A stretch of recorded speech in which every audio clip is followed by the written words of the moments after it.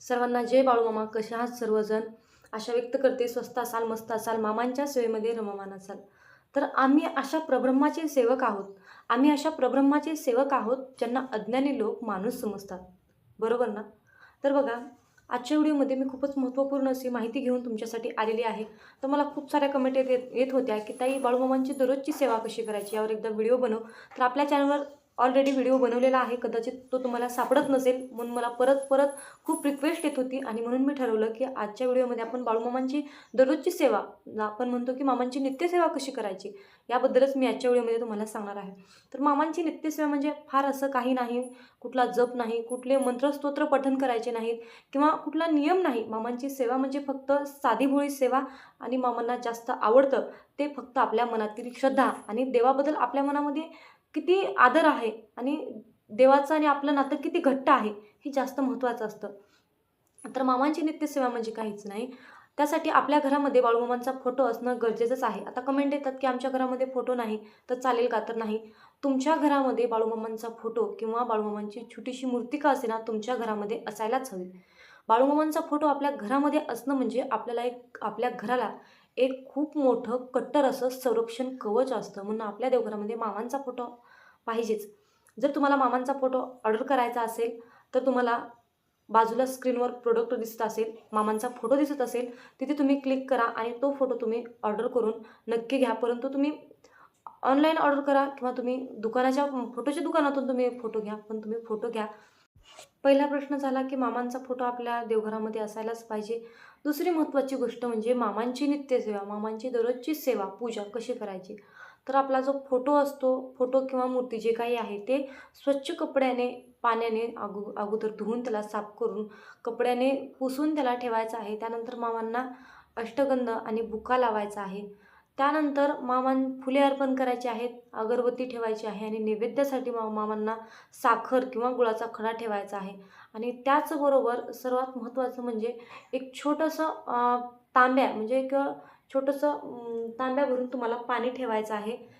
तर हा बघा, तुमच्याकडे जो काही नैवेद्य आहे, साखर असेल, गुळाचा खडा असेल, तो तुम्ही मामांना दाखवायचा आहे नैवेद्य म्हणून. आणि त्यानंतर अशा प्रकारे हे पाणी मामांना ठेवायचं आहे. असं झाकण लावून हे बंद करून पाणी मामांना ठेवायचं आहे. दुसऱ्या दिवशी आपण ज्यावेळेस पूजा करतो त्यावेळेस हे पाणी तुळशीला अर्पण करायचं असतं. आणि त्यानंतर दुसऱ्या दिवशी आणखीन साखर असेल किंवा तुम्ही जे काही जेवायला बनवता तो तुम्ही नैवेद्य म्हणून सुद्धा दाखवू शकता. तुम्ही म्हणाल की आमच्या घरातला बनवलेला स्वयंपाक हा डब्यामध्ये दिला जातो किंवा कुणीतरी खाल्लं जातं, म्हणजे उष्टा होतो, असं म्हणायचं असेल तर काहीच हरकत नाही. तुम्ही तो सुद्धा लहान मुलांनी जर खाल्ला असेल, जर तुम्ही अंघोळ वगैरे करून सगळं काही स्वच्छता करून जर तुम्ही स्वयंपाक बनवत असाल आणि लहान मुलांनी जर तो स्वयंपाक बनवलेला खाल्ला असेल तर तो मामांना नैवेद्य चालतो, असं काही नाही. तो तुम्ही सुद्धा मामांना नैवेद्य दाखवू शकता. जर तुम्हाला शक्य वाटत नसेल तर तुम्ही गुळाचा खडा किंवा साखरसुद्धा मामांना नैवेद्यासाठी दाखवू शकता. त्याचबरोबर जर तुमच्याकडे वेळ असेल तर तुम्ही बाळूमामांचा एक माळ जप करू शकता. तर तो मंत्र असा आहे: ओम नमो शिवस्वरूपाय, ओम नमो शिवस्वरूपाय, बाळू मामा नमो नमः, हा मंत्र आहे. तर एक माळ तुम्हाला जप करायचा आहे. जर तुम्हाला शक्य असेल तर, आणि तुमच्याकडे वेळ नसेल तर तुम्ही मनातल्या मनात का असेना तुम्ही नामस्मरण करू शकता. कारण नामस्मरण केलेलं कधीच वाया जात नाही आणि नामस्मरणामध्ये जेवढी ताकद आहे तेवढी ताकद कुठल्याही सेवेमध्ये नाही, असं मला तरी वाटतं. तुम्ही कुठलंही काम करा, फक्त मनामध्ये मामांचं नाव घेत जा, मामांचं स्मरण करत जा. आणि राहिला प्रश्न आणखीन एक, म्हणलं तर तुम्हाला जमत असेल तर मामांची तुम्ही सकाळी आरती करा किंवा सकाळी वेळ नसेल तर संध्याकाळी आरती करा. नाही केली तरी काहीच हरकत नाही. आता मामांची नित्यसेवा कशी करावी हे तुम्हाला समजलं असेल. सकाळी आपल्या अंघोळीनंतर घरातील साफसफाई स्वच्छ करायची.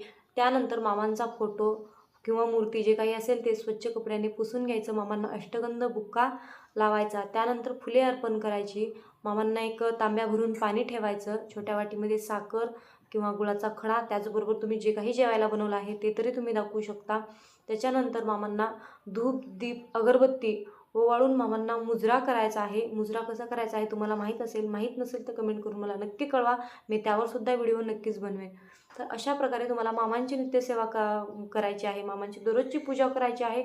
आणि जर तुम्हाला वाटत असेल की मी केलेली सेवा ही मामांच्या चरणापर्यंत पोहोचली पाहिजे, मामांनी माझ्या सेवेचा स्वीकार केला पाहिजे असं वाटत असेल, तर आपण देवासमोर सकाळ संध्याकाळ जो काही दिवा लावतो, त्या दिव्याच्या शांत प्रकाशामध्ये तुम्ही स्वतःला पहा. मामांकडे काहीच मागू नका. मामांना तुम्ही एवढंच सांगा की बाळू मामा, तुम्ही माझ्या साध्या सेवेचा स्वीकार करा आणि सदैव माझ्या पाठीशी राहा. सगळ्यांना सुखी ठेवा आणि त्यानंतर तुम्ही मला सुखी ठेवा. कारण मामा भक्तांची हीच इच्छा असली पाहिजे. आणि त्या दिव्याच्या शांत प्रकाशामध्ये तुम्ही स्वतःला पहा.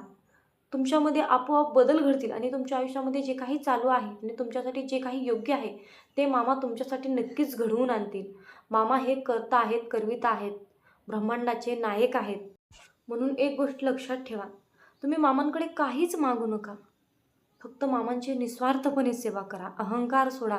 सगळे आपलेच, समभाव मनामध्ये ठेवा. मामा नक्कीच तुमच्या हाकेला धावून येतील, तुमच्या सेवेचा स्वीकार करतील, यात काही शंकाच नाही.